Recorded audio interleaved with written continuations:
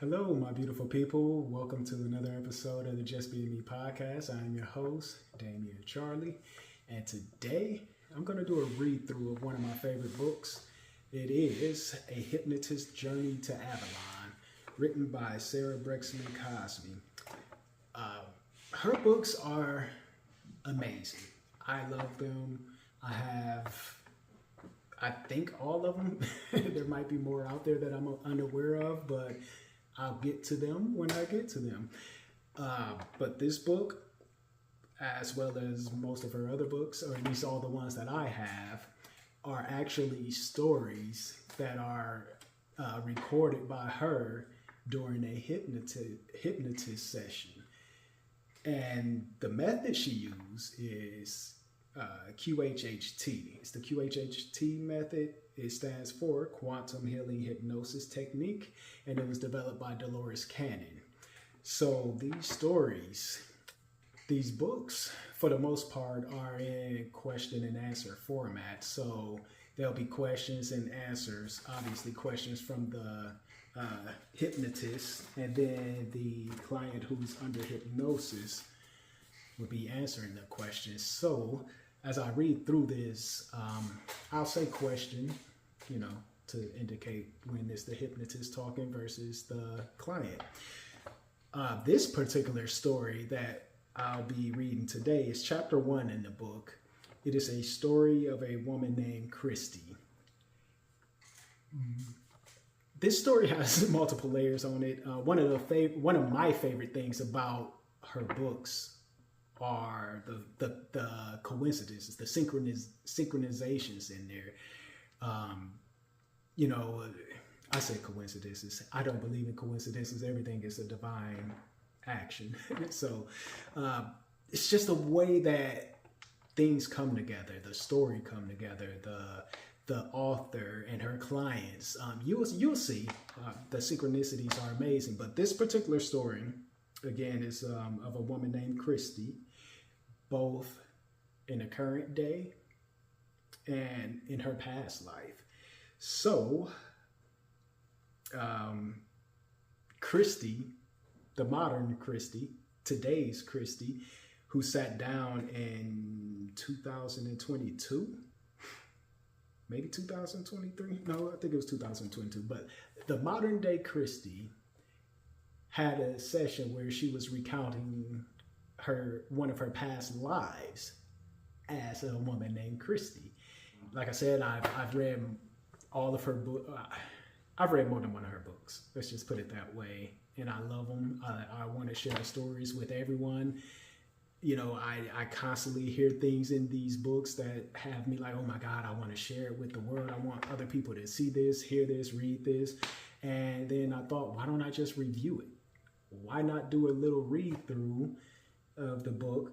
I'm pretty sure for those interested in this type of subject, even if you're not, and you decide to listen, you might become interested. But if this does catch your attention, I guarantee you there is a lot more than what I'm going to read through today. I believe this book has somewhere like 17 chapters or something, maybe 20 something. So yeah, I'm just going to go through chapter 1 today to give you guys an idea of the stories and how they're laid out, and further stories, because like I said, she has more than one book, and kind of plan on sharing some of these stories with everyone. So without further ado, let's get started with chapter 1 of A Hypnotist Journey to Avalon. Chapter 1. You'd think that by now I'd learned to trust the universe, to let go of doubt, and simply allow the next story to flow to me as it always does. But like everyone, I'm still on my own journey. And after I finished my last book, uncertainty crept in again. Like an old familiar visitor, I wondered if another story would come to me, and if it did, would I be ready for it? Deep down, I knew I just had to remain open and calm enough for the next piece of the puzzle to find me, and it did, in the most unexpected way, through Christie. Christie was just an ordinary woman, or so it seemed, living her life when something extraordinary happened. It was December of 2022, a quiet afternoon, when Christie stumbled upon a video of me and Regina Meredith discussing Atlantis. At first, she thought she recognized me from work, confused as to why her coworker would be talking about what she had believed to be nothing more than a mythical place. But as she continued to watch, something within her stirred. The more she listened, the more she realized she didn't know me or Regina at all. Yet, what I was saying felt oddly familiar. Then came the moment that truly shook her. When I described the past life of a woman named Christie, someone who had lived long ago, but whose story mirrored Christie's life in ways she couldn't explain, I mentioned a rare condition Christie had suffered from, and Christie's heart stopped. She had the same condition. But that wasn't the most daring part. As I delved deeper into Christie's memories, describing details from her life, Christie felt as if she heard it all before. There were the same scenes that I played out in her reoccurring dreams for as long as she could remember. How could this be? How could someone with a name so close to hers have the same illness, the same memories, or were they dreams? It was too much to be a coincidence, and yet Christie wasn't sure what to believe. Skepticism tugged at her, but so did curiosity. So I'm gonna take a break there because just put yourself in that position. Like, I couldn't imagine that. Actually, I could, and it would probably freak me out, and I would, knowing what I know today, I would definitely dive in head first. Like, hey, how do you know about dreams that I've been having? Like, that is absolutely wild. The fact that dreams are really, or could be, messages or interpretations of past lives, that part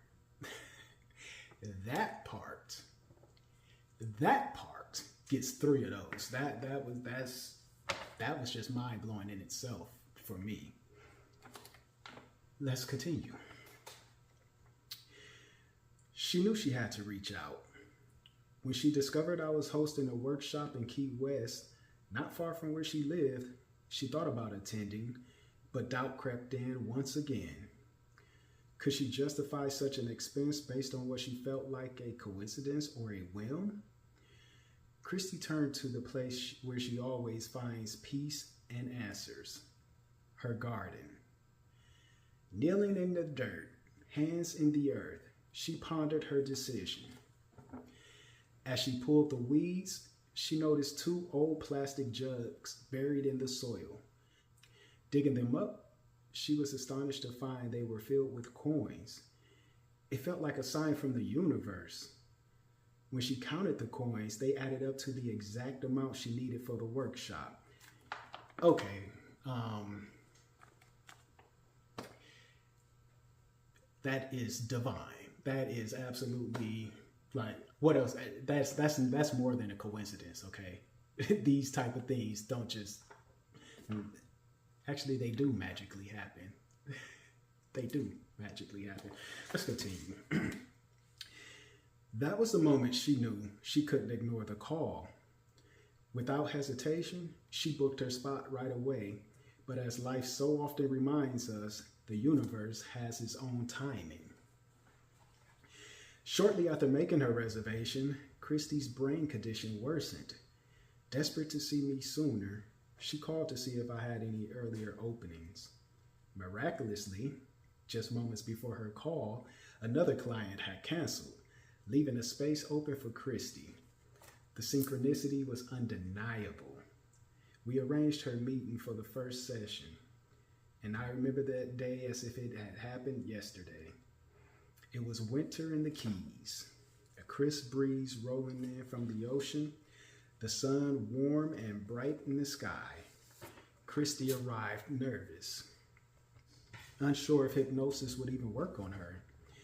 She admitted she had never done anything like this before and wasn't sure what to expect. I reassured her, as I do with all of my clients, that everything would happen as it's meant to. As soon as we began, It became clear that the universe had guided her here for a reason. Christie slipped effortlessly into another time, another life. Her words flowed freely as she described a vivid, detailed past life in the Middle Ages. I sat in awe as she recounted her experiences, her sororities, her emotions, all with such clarity. It felt as if we were both transported back in time. This was more than just a session. It was the beginning of a journey neither of us could have anticipated. A journey that could lead us deep into forgotten stories, ancient memories, and long-hidden truths. This was the story I had been waiting for, the one the universe had brought to me.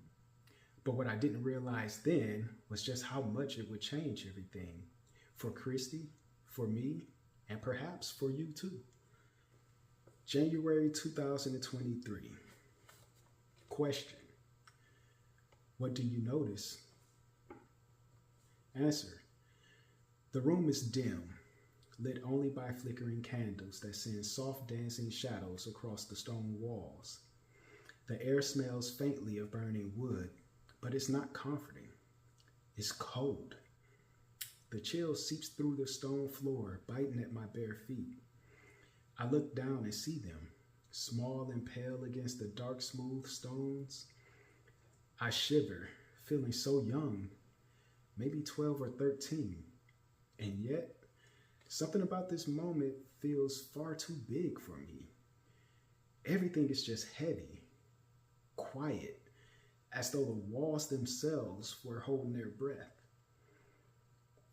Question: what were you wearing? Answer: just a plain white tunic, stained from playing in the forest earlier. It clings to me awkwardly now, as dark contrast to the dress in front of me. The dress. It's the most beautiful thing I've ever seen. The deep greens remind me of the forest after it rains. A shimmering emerald of dark hunter green that almost glows in the candlelight. It's soft like velvet, and when I touch it, it feels impossibly smooth, like something from a dream. Question: what do the sleeves look like?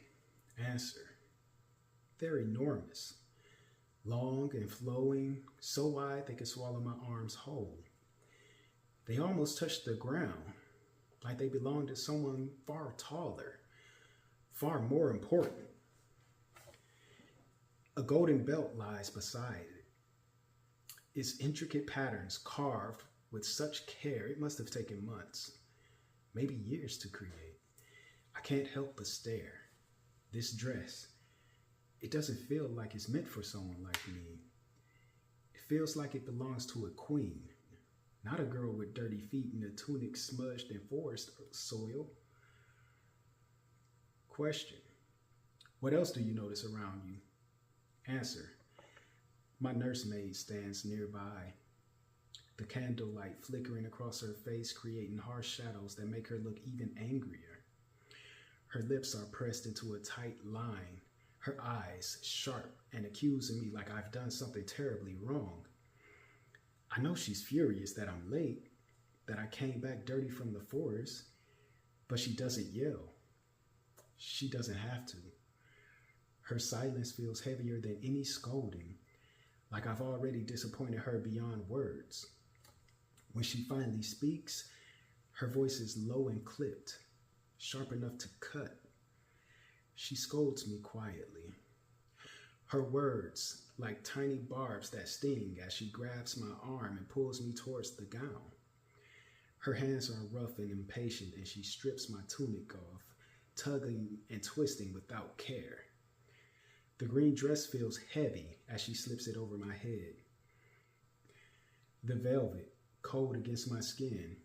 When she pulls the golden belt around my waist, she yanks it so tight that I gasp. The pressure makes it hard to breathe, but she doesn't loosen it. She just keeps going, her fingers working quickly and without kindness. It hurts. The belt digging into me like a reminder of everything I'm supposed to be, everything I'm not. I want to cry, but I don't. I bite my lip and stand there trembling, feeling so small, so powerless. The warmth of the candle feels far away, swallowed by the chill in the air and the fear knotting in my stomach. Question, tell me more. Answer, I feel so mixed up inside. When I see myself in the dress, I can't help but feel a little excited. The green velvet spreads around me and it's so beautiful. For a moment, I feel like maybe I could be someone special. My heart is fluttering and my cheeks feel hot, but I'm also so nervous. The dress is heavy, the belt is too tight, and I feel like I'm pretending to be someone I'm not. Question, tell me about the hat piece. Answer, it's made of gold, shaped like a half moon. There are little pearls all along the top that sparkle when the light hits them. My nursemaid fastens it to my head while another woman braids my hair into a tight basket at the back of my head. It feels like they're trying to make me look older, more grown up, but I just feel trapped. Let's pause there because I can't help but imagine this, and I just see like a little girl. You know how little kids will put on their mom's shoes or something like that, wearing their dad clothes or something like that, and it just looks, it's cute, but it's, you know, you don't go outside like that. So to just imagine someone, a 12 or 13-year-old girl getting married, wearing something like that, it's just like, damn, we've come a long way. We have definitely come a long way as a society. I couldn't imagine what arranged marriages were like back in the day. But then again, I'm pretty sure I've lived through one or two or more than one. Who knows? Let's continue. I hold on to the rail tightly because the dress is so heavy and I'm afraid I'll fall. The air seems damp and cold and I can hear voices below like people waiting for something. I think they're waiting for me. My heart is pounding and my legs feel shaky. Question, what happens when you reach the bottom? Answer, when I get to the bottom, there are so many people. They are all dressed in fine clothes, nicer than anything I've ever seen. Everyone is looking at me and I feel so small under their stares. My hands are shaking and I want to run away, but I know I can't. I'm brought forward to stand in front of a man. He's the one I'm supposed to marry if he accepts me. Question, what does he look like? Answer, he's tall, much taller than me, with dark curly hair that's tied back into a ponytail. His face is handsome and he smiles at me. For a second, I feel a little flutter of excitement, like maybe he'll like me. Maybe this won't be so bad. But then his smile fades and I see it in his eyes. He's disappointed. He's trying to hide it, but I can tell. My heart sinks and I feel my face burn with embarrassment. He's probably 18 and I'm just a girl, only 12. I feel so out of place. Question, tell me more. Answer, at first, I felt a little excited when I saw him, but now I just feel humiliated. My husband's advisor says something awful like, I'm not much to look at now, but I'll grow into something better later. My stomach twists and I want to cry, so I bite my cheeks hard so the tears won't come. I can't cry in front of all these people. I just stand there trying to act like it doesn't hurt, but inside I feel so small. I wish I could do something, say something, but I can't. I just want to hide. Question, tell me more.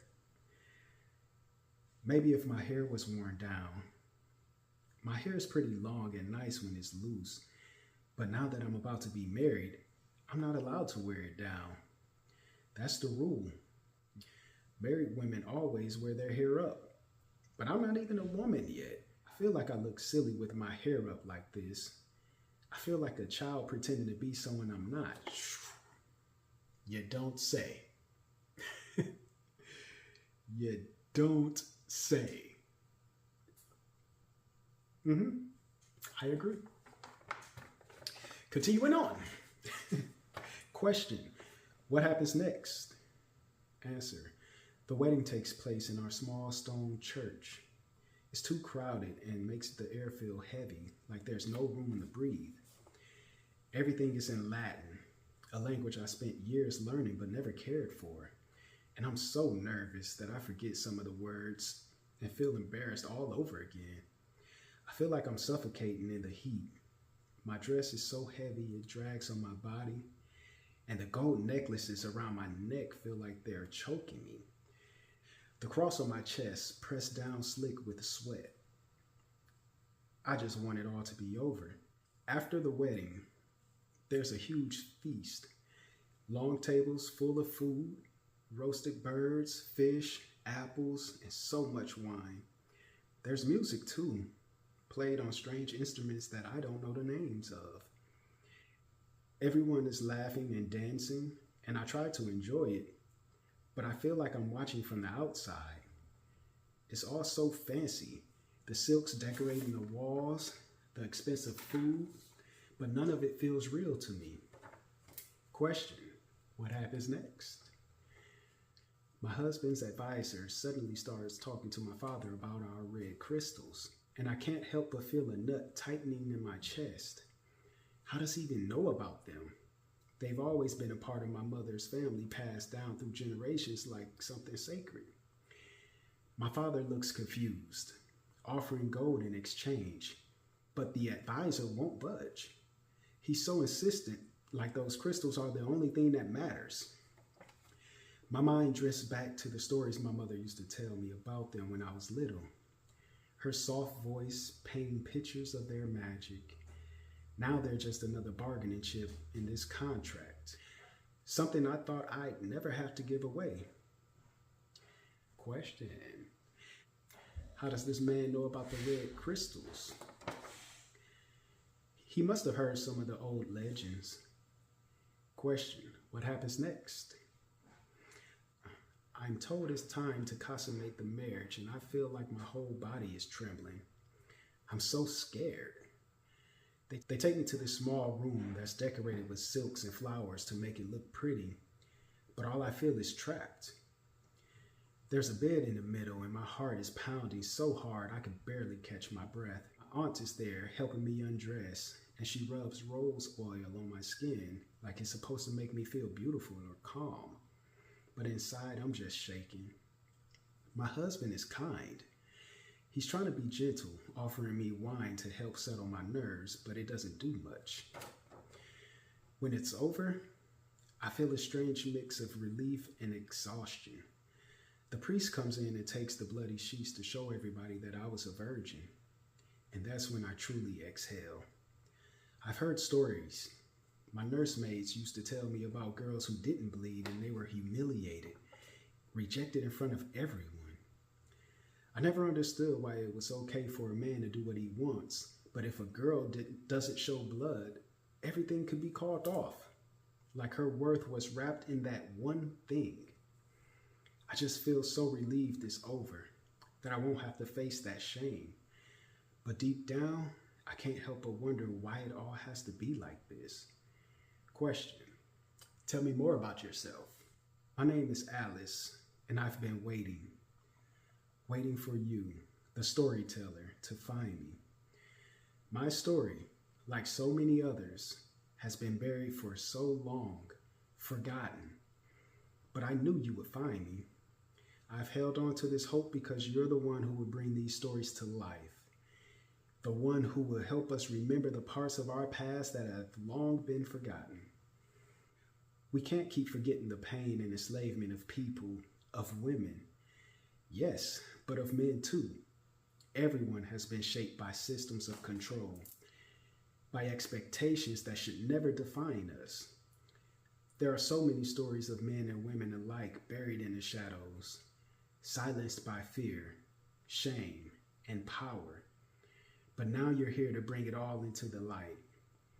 We need to remember not just for ourselves, but for everyone who has been forgotten, for every soul whose truth was never told.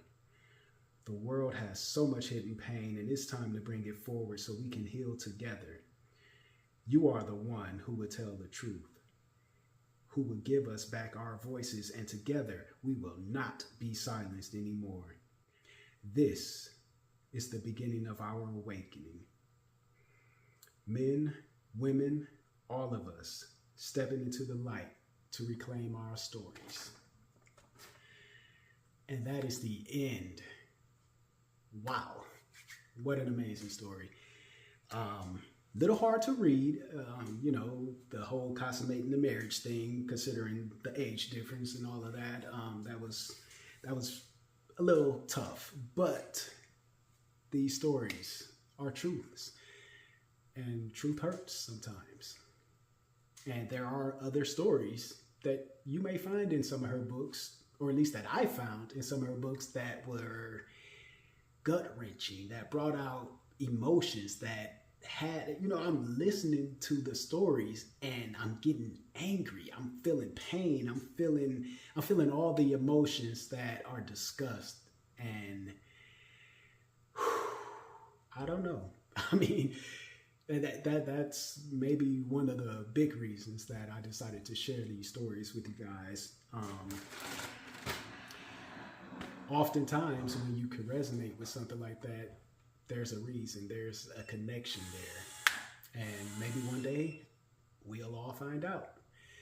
So once again, thank you all for joining me on this episode.